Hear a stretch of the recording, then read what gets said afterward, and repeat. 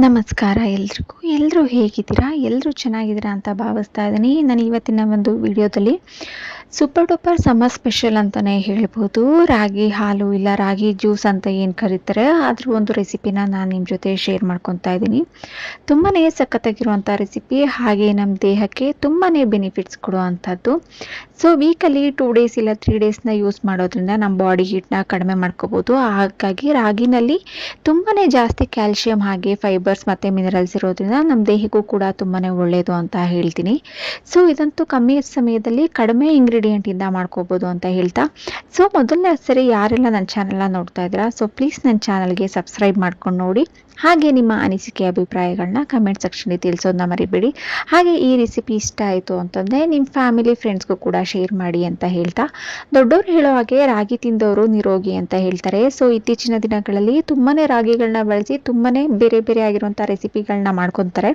ಅದರಲ್ಲೂ ತುಂಬಾ ಹೆಲ್ತಿ ಆಗಿರುವಂಥ ರೆಸಿಪಿನಲ್ಲಿ ಇದು ಕೂಡ ಒಂದಾಗಿರುತ್ತೆ. ರಾಗಿ ಹಾಲು ಇಲ್ಲ ರಾಗಿ ಜ್ಯೂಸ್ ಅಂತ ಏನು ಕರಿತೀವಲ್ಲ ಅದು.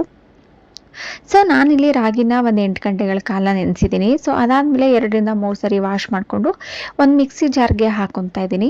ಸೊ ಅದ್ರ ಜೊತೆ ಸ್ವಲ್ಪ ಹಸಿ ತೆಂಗಿನಕಾಯಿ ಮತ್ತು ಸ್ವಲ್ಪ ಬೆಲ್ಲ ಹಾಗೆ ಏಲಕ್ಕಿನ ಹಾಕೊತಾ ಇದ್ದೀನಿ. ಸೊ ನಿಮ್ಗೇನಾದರೂ ಬಾದಾಮಿ ಇಲ್ಲ ಗೋಡಂಬಿನ ಹಾಕೋಬೇಕು ಅಂದರೆ ನೀವು ರಾಗಿ ಜೊತೆ ನೆನೆಸಿ ಕೂಡ ಅದನ್ನು ಕೂಡ ಹಾಕೋಬೋದು. ಟೇಸ್ಟ್ ಅಂತೂ ತುಂಬಾ ಚೆನ್ನಾಗಿರುತ್ತೆ. ದೊಡ್ಡವರು ಮತ್ತು ಚಿಕ್ಕವರು ಎಲ್ಲರೂ ಕೂಡ ಇದು ಯೂಸ್ ಆಗುವಂತಹ ಒಂದು ಡ್ರಿಂಕ್ ಅಂತಲೇ ಹೇಳ್ಬೋದು. ಸೊ ನಾನು ಇವಾಗ ಇದನ್ನೆಲ್ಲನೂ ಹಾಕಿ ಚೆನ್ನಾಗಿ ಗ್ರೈಂಡ್ ಮಾಡ್ಕೊತಾ ಇದ್ದೀನಿ. ಇದಕ್ಕೆ ಎಷ್ಟು ಬೇಕು ಅಷ್ಟನ್ನ ನೀರನ್ನ ಸೇರಿಸ್ಕೊಂಡು ಗ್ರೈಂಡ್ ಮಾಡ್ಕೊತಾ ಇದ್ದೀನಿ. ಸೊ ಇವಾಗ ಇದರಲ್ಲಿ ಬಂದ ತರಿಗೆ ಮತ್ತೆ ಇನ್ನೊಂದ್ಸರಿ ಮಿಕ್ಸಿ ಜಾರಲ್ಲಿ ಹಾಕಿ ಸ್ವಲ್ಪ ನೀರನ್ನು ಸೇರಿಸಿ ಮತ್ತೆ ಇನ್ನೊಂದ್ಸರಿ ನೀಟಾಗಿ ಗ್ರೈಂಡ್ ಮಾಡಿಕೊಂಡ್ರೆ ರಾಗಿನಲ್ಲಿ ಇರುವಂತಹ ಕಂಪ್ಲೀಟ್ ಹಾಲು ನಮಗೆ ಸಿಗುತ್ತೆ ಅಂತಲೇ ಹೇಳ್ಬೋದು. ಸೊ ಈ ರೀತಿ ನಾನು ಸ್ಟ್ರೈನ್ ಮಾಡ್ಕೊಂಡಿದ್ದೀನಿ. ಸೊ ಇವಾಗ ನೀವು ಇಲ್ಲಿ ನೋಡ್ತಾ ಇರ್ಬೋದು ಎಷ್ಟು ಚೆನ್ನಾಗಿರುವಂತಹ ಒಂದು ರಾಗಿ ಹಾಲು ಕಲೆಕ್ಟ್ ಆಗಿದೆ ಅಂತೇಳಿ. ಸೊ ಕುಡಿಲಿಕ್ಕೆ ತುಂಬಾ ಚೆನ್ನಾಗಿರುತ್ತೆ.